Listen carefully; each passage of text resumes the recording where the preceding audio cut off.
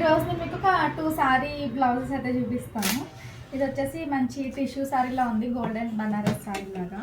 దీనికి బ్లౌజ్ ఎలా స్టిచ్ చేస్తామో చూపిస్తాం. దీనికి ఇలా ఫ్యాన్సీ టాజిల్స్ వేసామన్నమాట, స్లిక్ థ్రెడ్తో, గోల్డ్ ఇంకా బీడ్స్తో ఇలా సింపుల్ టాజిల్స్ వేసాము, హెవీగా కాకుండా. దీని బ్లౌజ్ చూపిస్తాను మీకు. ఇది దీని బ్లౌజ్ అనమాట. సేమ్ సెల్ఫ్ కలర్లానే రన్నింగ్ లాగా వచ్చింది బ్లౌజ్ కూడా. 2 బార్డర్స్లో ఒక చిన్న బార్డర్ని ఇలా ప్యాచ్ కింద పెట్టాము విత్ పైపింగ్తో. పైన ఇలా స్కాలప్ నెక్ పెట్టి ఇక్కడ హుక్ పెట్టాము అనమాట. ఇది హై నెక్లో చేసాము. ఇది బాగా నచ్చింది, నెక్ సింపుల్గా ఉందన్నమాట. హ్యాండ్స్ మాత్రం ఎల్బో హ్యాండ్స్ పెట్టాము.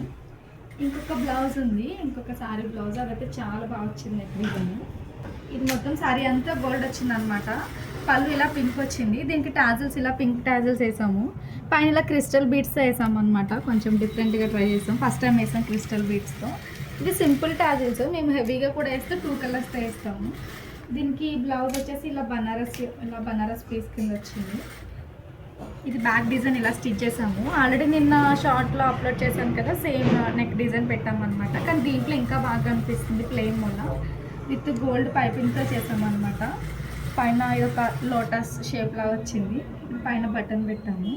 నాకైతే బాగా నచ్చింది బ్లౌజ్ నెక్ డిజైన్. ఫ్రంట్ వచ్చేసి నార్మల్ రెగ్యులరే, ప్రిన్సెస్ కట్లో ఫ్రంట్ ఓపెన్, ఎల్బో హ్యాండ్స్ పెట్టాము అనమాట.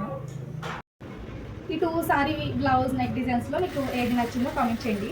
నాకైతే ఇది బాగా నచ్చింది. నచ్చితే చాలా